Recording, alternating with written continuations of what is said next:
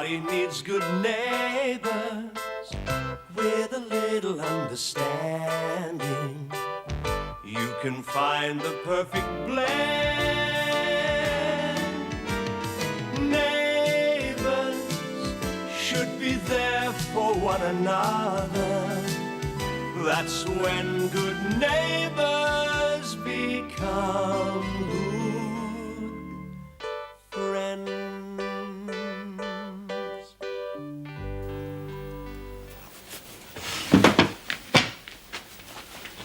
What did I say to upset him? He's probably going to look at himself in the mirror again. You know, I don't think it was a school project at all. I think he was hoping that you might ask him to be best man. Poor kid. I didn't give him that impression, did I? Well, with imagination and anticipation, you can convince yourself of anything. Have you asked Shane yet? No. Then maybe you can say you've changed your mind. Yeah, I suppose I could. You look a bit odd, Paul. Yeah, you're right. Scott wouldn't accept it. He'd consider it charity, which it sort of is. Didn't expect anything like this to happen. You lost your appetite? Sort of. It's not like you. I'm just not in the mood to eat, that's all. Scott, what are you down on me about? Nothing. Come on, Dad says you're dark on me because I wouldn't let you be best man. Well, Danny said I would be. And when I think about it, Shane is the logical choice. He's your best friend. Look, I'm not going to insult you by offering it to you now, but I want you to know that I did consider you seriously for it. I just thought you'd be too busy with your schoolwork. See, it's a big hassle being a best man. Quite frankly, I didn't want to land you with all that responsibility. Scott, I wouldn't ever deliberately hurt you, you know that. To tell you the truth, I'm a bit relieved. I don't think I really would have been able to do it. Yeah, finding clean jokes is a bit of a problem, isn't it? I've got a few, if you want me to give them to Shane. Listen, actually, Terry and I were wondering if you'd be our official photographer. Well, that'd be great. Except I haven't got a decent camera. You can use mine. I'll take really good care of it. Except I'll have to have it now, so I can get used to it. Go on, you know where it is. Now we have to take some photos of that new honey down the road. I'll catch her in every embarrassing position I can find. Have you got your appetite back as well? Guess I got squeezed in a couple of chickens. Come on, let's go and eat dinner. Hello. Hello, Shane. How are you? Have you eaten? Oh, you always ask me that. It's my job to take care of you. Oh, well, I'll stay for a quick bite. Where's Danny? In his room, I suppose. Don't you know? I don't know, and I don't care at the moment, as long as he isn't here. Has he got the sulks again? I don't know. He hasn't talked to me today.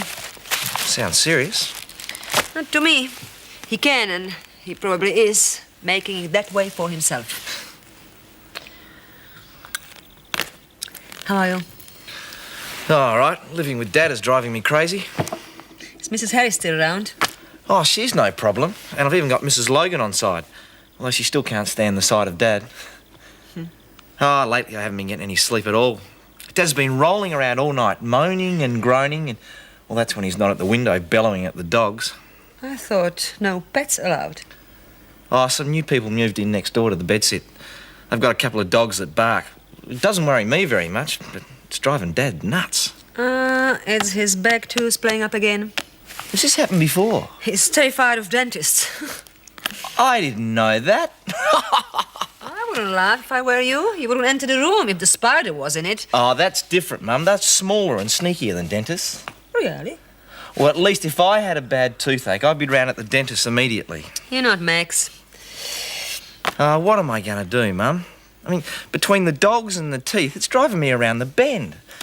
Those little men in funny white coats are going to come and take Dad away soon. That's if the neighbours don't kill him first. I suppose you have to do what I always did. What's that? Wait and see who gets him first.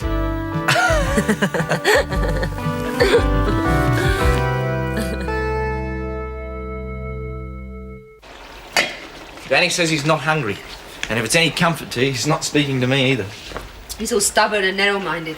Oh, seems to run in the family. He's not a child anymore. I wish he stopped behaving like one. What's Danny not speaking to anyone about? Come in. I've just been over to Daphne's looking for you. Oh, how's the bridegroom? Congratulations, Paul. Oh, thanks, Maria. How you going, Shannon? Fine. Apart from the mayhem with Dad. Never a dull moment, eh? Well, never a quiet one either. Where's she going? Where's Terry? Ah, a friend of hers burst a pipe, so she's over bailing her out. Get it? You can tell he wears the gumboots in your relationship. Actually, I came over here to ask you a favour. I'll understand if you don't want to do it, but I was wondering if you want to be my best man. Well, of course I'll do it. Why wouldn't I? Well, I just thought you might be a bit uncomfortable. After all, you were going out with her before I was. Paul, I'm really happy for the both of you. Terry and I are just good friends. Nothing special, nothing more. Now, for the good news. You get to escort Julie up the aisle. Sure you haven't got any bad news? I think I'd prefer it. Now, Julie and I'll have a great time. Ta-da! Unaccustomed as I am to formal speaking... Get on with it. Marriage is a wonderful institution. But who wants to live in an institution? That is the worst groucho I've ever seen. Paul, I'm very honoured to have you as a friend, and I'm looking forward to being your best man. Thanks, mate. Best of luck to both of you. Cheers. Here's to it.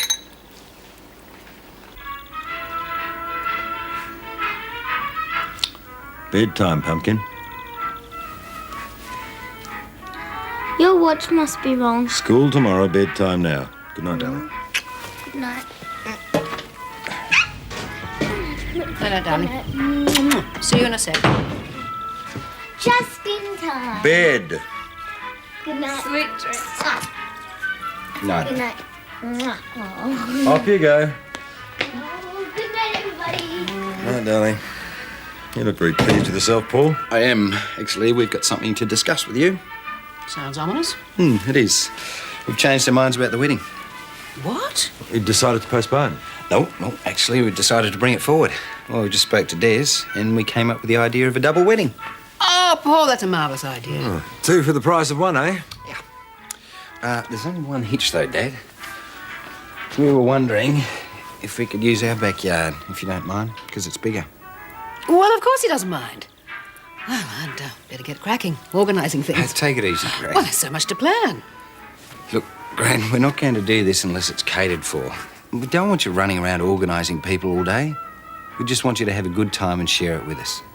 Well, that's very thoughtful of you. I promise not to give one order to anyone. That'll be the day. There. Why don't you crash at the bedsit for a while? Max would love that. How do you stand him anyway? Oh, infinite patience and wisdom. Plus the fact you nearly live here. Shane, why don't we get a place together? You can't be serious. It was just a thought. Well, it was a very nice one. Well, I think it'd work out really well. It might not.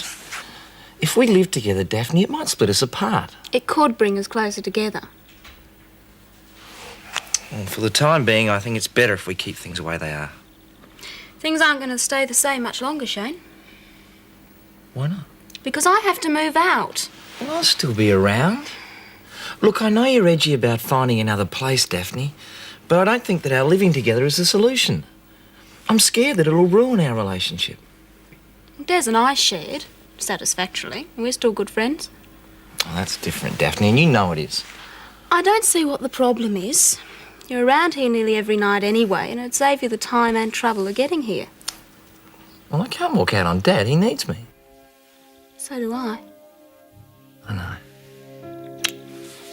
That's why I'm around here so much.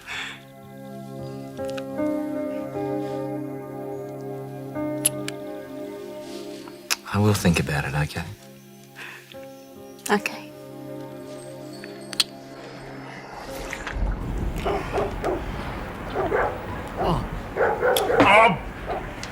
Shut up, you flaming mongrel!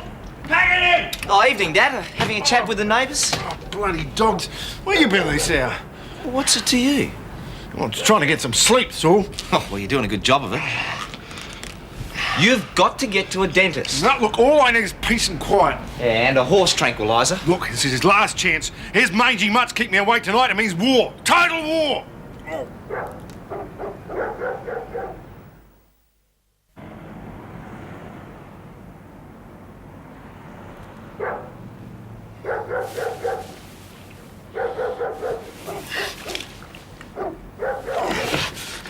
get my hands on you. Oh, shut up, you loud-mouthed, mangy mongrels! What's going on? That's it. I've had enough. So have I. Daphne's offer's beginning to look good. What offer? Oh, nothing. She wants us to share a place. Typical. Oh, right, that's it. That's it.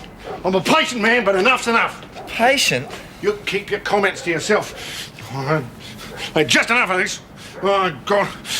He'll rue the day he ever moved in here. He's not the only one, Dad.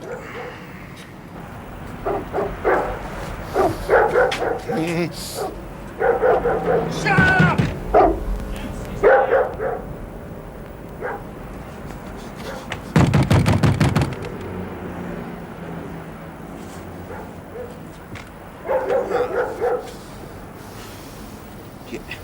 You know what time it is? Yeah, do you? It's 3 o'clock in the morning. Congratulations, mate. Listen, if a dumb coot like you can tell the time, why'd you teach it to them hounds of the Baskervilles out there, eh? They're guard dogs. They're supposed to bark. Well, they're doing a great job, mate. Why don't you give them a pay rise? Listen, how do you manage to sleep at night, eh? You deaf or something, eh? You're exaggerating. No, I'm not, mate. Listen, what have you got in there? Some valuables or some Fort Knox, What I've eh? got in there is my business. You keep your nose out of it. I will, just as soon as you do something about them mongrels in Yeah, there. go bag your head, will you? What?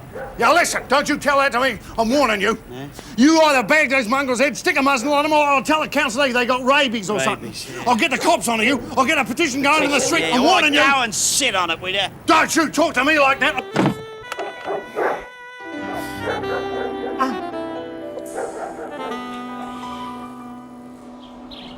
How long has your tooth been playing up this time, Max? Flamin' shame. God, he's got a big mouth. I wonder where he gets it from. Yeah, well, never mind that.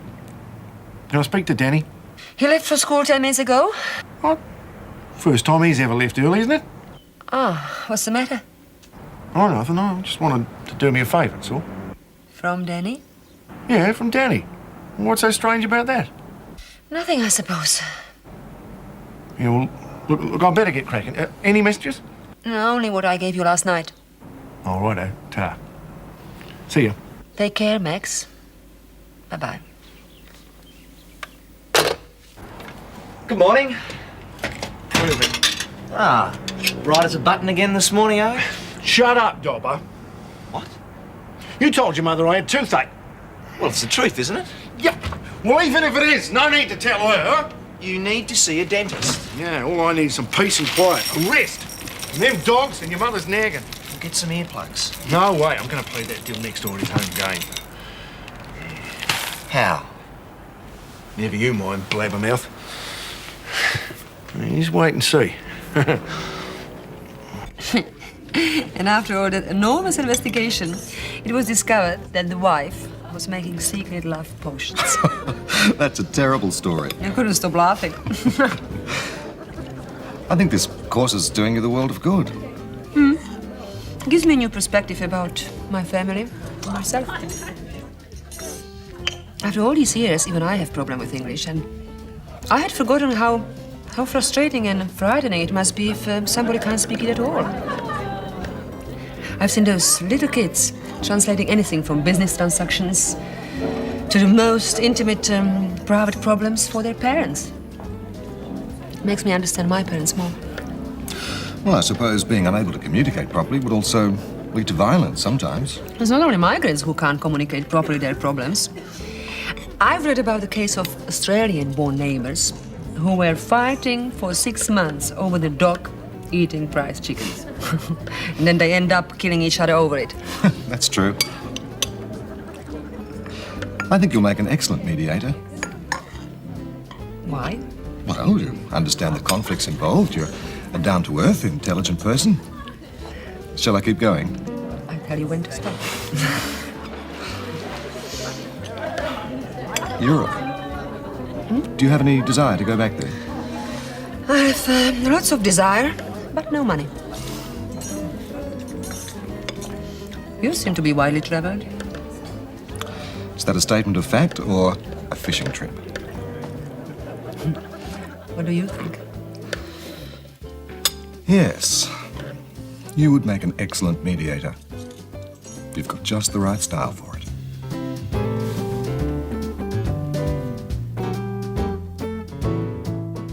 Did you have pretty dresses the first time you got married? Nope, wasn't anything like this. Why did you get married? Lucy. It's all right. Because I loved him. He was very lovable then.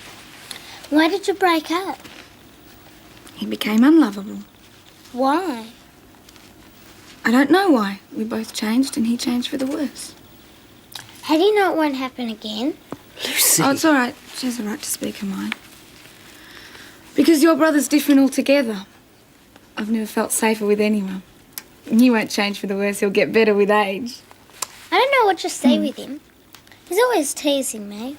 Well, he wouldn't be your brother if he didn't tease you. Anyway, you'll be able to get him back when he starts getting old and losing all of his hair. You'd rather give him heaps. Lucy, what are these seeds doing in here? Oh, you found them. I lost them though for my school project. Thanks for finding them, Grandma. Well, now we're out of bins, and I was counting on that lot. Well, I can go next door to Maria and get some. I don't think she's home. She's got a date. Who with? None of your business. Nothing's my business, and can I get down? Yes. Thanks. But don't sit down until we get more pins. I'll go and ask Daphne for some. So the new guy next door says to Dad, sit on it. Max nearly blew up altogether. I think I'll get Mum in to mediate before Dad does something stupid. He does that every time he opens his mouth, and I don't think Maria can help him. You know, I don't think I got a wink of sleep last night. Well, I'll make sure you will tonight. That's the best offer I've had all day. I made you a terrific one last night. Well, if Max keeps it up, I think I'll seriously be considering it. I thought you would have been anyway. Oh, I didn't mean it to sound like that. You mean you really are thinking of living with me? Of course I am. It's just... Well, I think our relationship will survive whether you are or not, Shane. I'm not worried.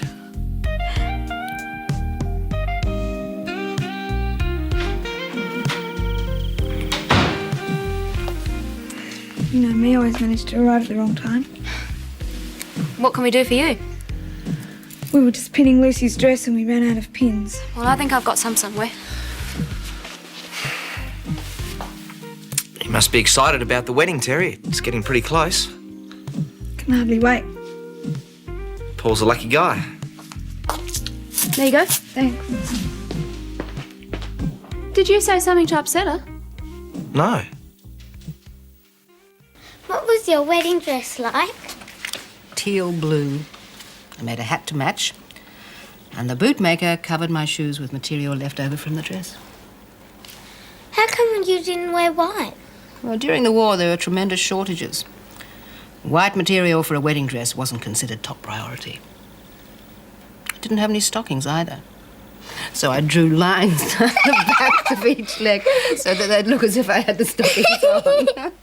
I love your stories, Gran. You're good at ancient history. Thanks. Terry, you don't have to wear white for your wedding. Why not?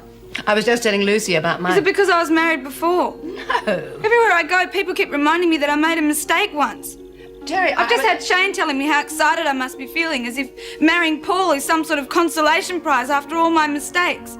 Little Terry, lucky at last, she finally managed to hook someone. Well, I'm not making a mistake this time. I'm sick of everyone's insinuations. I only wanted to tell her how you wore blue.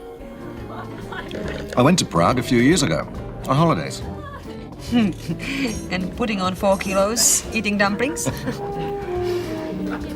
I suddenly feel homesick. I remember in the summertime, it seemed like the whole city was in the countryside gathering wild berries and mushrooms. And in the summertime, they listened to Smetana, Dvorak, and Janacek. Did you go to annual music spring festival? Oh, yes, and to lots of movies. Yes, Czech films are beautiful.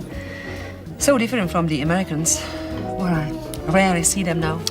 What fascinated me was the way they take a theme of everyday life and give it a new form of expression, a different way of seeing something. Last play I've seen in Prague was Hašek's The Good Soldier Schweik. You miss Czechoslovakia, don't you? Only the books, the music, camping in the summertime, cheering my soccer team, skiing in the winter, or, people who speak Czech. Just little things. I suppose when you feel nostalgic, you read Mahad's poetry? Macha? He's romantic. Oh, I found most of the Czech people were. Romantic. Intelligent. Passionate. At least you are.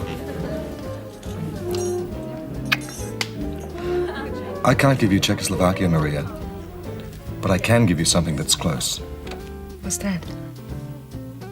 A friend of mine has a cabin, a beach cabin, just outside the city. It sounds very European. I'd like you to spend the weekend there with me.